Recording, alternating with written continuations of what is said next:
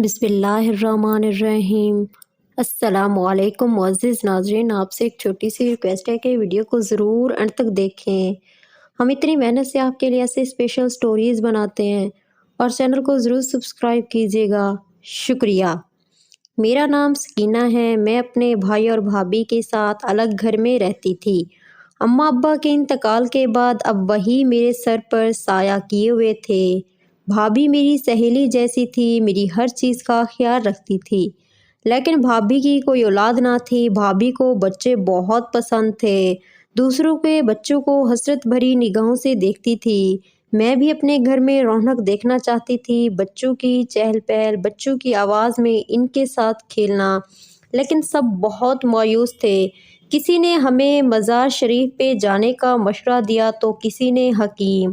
میں بھابھی کے ساتھ مزار پر بھی جاتی تھی کیونکہ وہ اکیلی ہوتی تھی، بھائی تو کام پر چلے جاتے تھے، لہٰذا بھابھی کے ساتھ میں کافی مزاروں پہ گئی ہوئی، وہاں بھی کافی دیر بیٹھتے تھے۔ بھابھی نے منت بھی مانی تھی کہ میرے یہاں اولاد ہوئی تو میں صاحب حیثیت فلاں فلاں چیز غریبوں میں تقسیم کروں گی، لیکن اس سے بھی کوئی نتیجہ حاصل نہیں ہوا، لہٰذا کافی مہینے اسی طرح جاتے رہے۔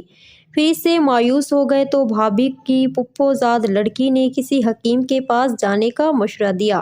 میں اور بھابھی پھر اس حکیم کے پاس بھی گئے تھے، لیکن اس کے بھابھی کو کچھ جڑی بوٹیاں بنا کے دی اور میاں بیوی دونوں کو کھانے کا مشورہ دیا۔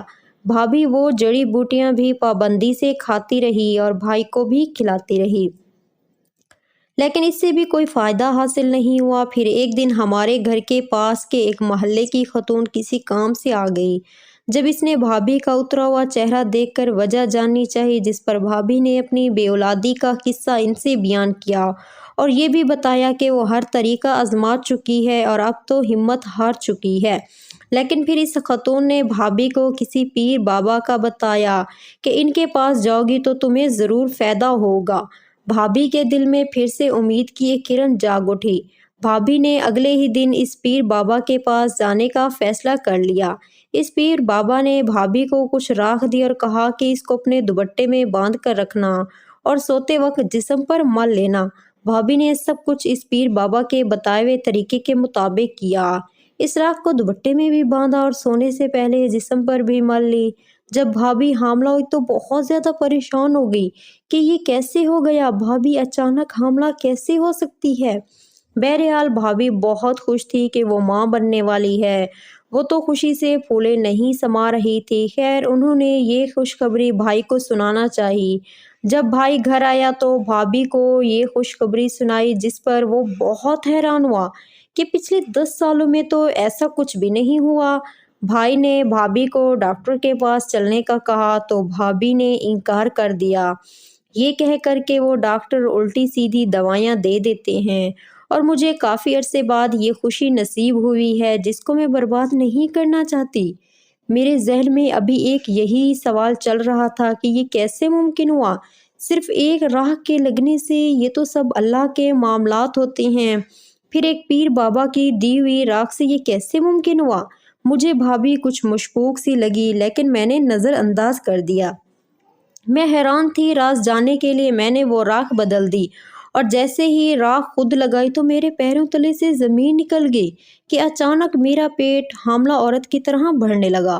میں بہت پریشان ہوئی کہ ابھی تک میری شادی نہیں ہوئی، کیسے ہو سکتا ہے؟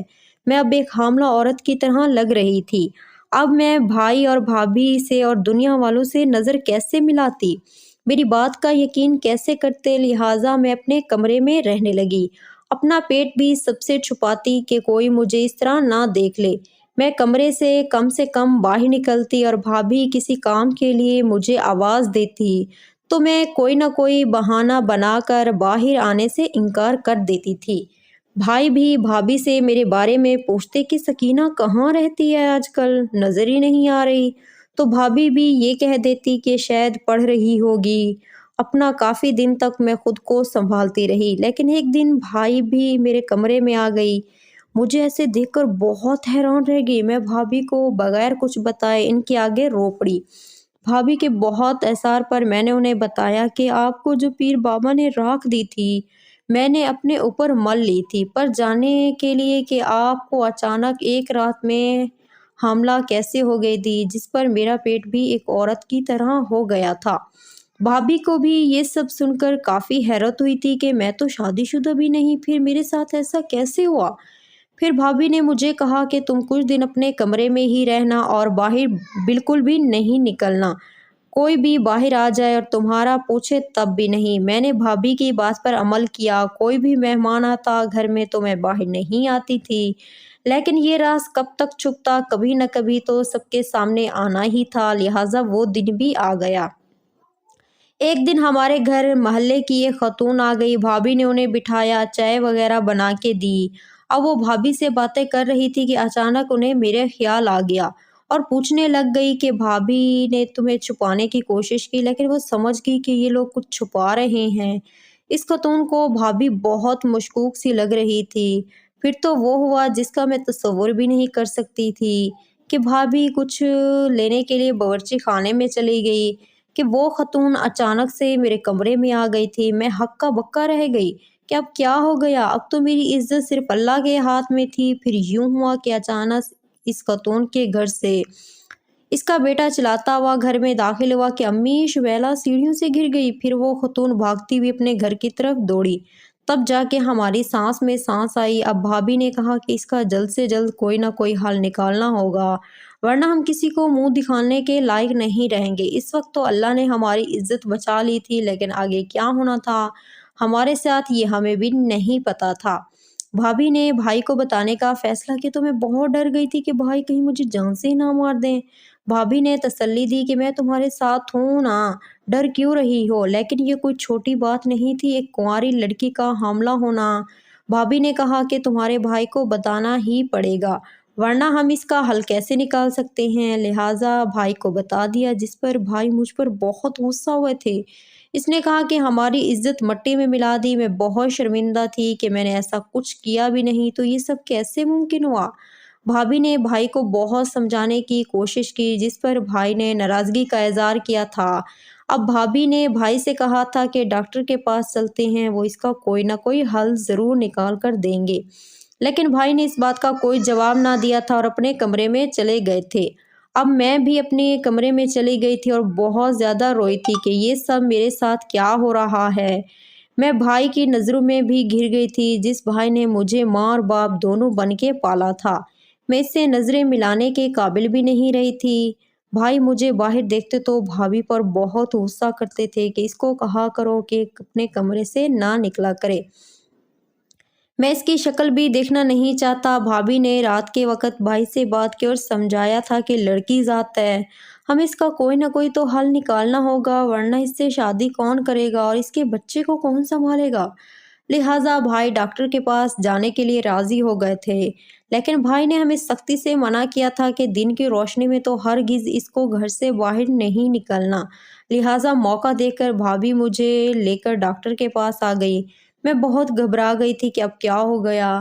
میرے ساتھ ڈاکٹر کے پاس کافی رش تھا، ہم وہاں 2 گھنٹے سے بیٹھے تھے، لیکن جب ہماری باری آنے ہی والی تھی کہ ڈاکٹر کے چیک اپ کا ٹائم ختم ہو گیا اور یہ معاملہ اب پھر سے کل پہ چلا گیا تھا۔ خیر ہم وہاں سے گھر آ گئے تھے۔ گھر آئے تو بھائی نے بھابھی سے پوچھا کہ کیا ہوا، ڈاکٹر نے کیا بتایا، جس پر بھابھی نے بتایا کہ ڈاکٹر کے چیک اپ کا ٹائم ختم ہو گیا تھا، اس لیے ہم گھر واپس آ گئے تھے اور اب کل پھر جائیں گے۔ میری رات بہت بھاری گزری تھی، نہ میں پوری رات سوئی تھی اور بس صبح کا انتظار کر رہی تھی کہ کب صبح ہوگی اور کب میری یہ مشکل ختم ہوگی۔ خیر صبح ہو گئی تھی اور میں اور بھابھی گھر سے قریب چھوٹی سی کلینک تھی، اس ڈاکٹر کے پاس چیک اپ کروانے کے لیے نکل گئے تھے۔ بھابھی نے اپنا چیک اپ نہیں کروایا تھا، لہٰذا بھابھی نے بھی اپنا چیک اپ کروا لیا تھا، جس پر پتہ چلا کہ بھابھی تو حاملہ ہے اور بہت جلد ماں بننے والی ہے، جس پر میرے تو پیروں تلے سے زمین نہیں رہی تھی۔ اب میری باری آ گئی تھی اور میری حالت بری ہو رہی تھی اور مجھے پسینے بھی چھوٹ رہے تھے۔ ڈاکٹر مجھے اپنے ساتھ چیک اپ کرنے کے لیے لے گئی۔ کافی دیر بعد ڈاکٹر باہر رہی اور کچھ پریشان لگ رہی تھی۔ بھابھی کے پوچھنے پر ڈاکٹر نے کوئی ہمیں صحیح جواب تو نہیں دیا تھا اور کہا تھا کہ میں کچھ ٹیسٹ لکھ کر دے رہی ہوں، وہ کروا کے میرے پاس لا دو۔ टेस्ट का पर्चा लेकर मैं और भाभी लैब गए थे और टेस्ट करवा लिए थे, जिसकी रिपोर्ट कल शाम 7 बजे आनी थी। इसके बाद हम घर चले गए थे। दोनों बेसब्री से शाम होने का इंतज़ार करने लगे थे। शाम 7 बजे मैं और भाभी फिर से लैब गए, वहाँ से रिपोर्ट्स लेकर डॉक्टर के पास चले गए थे।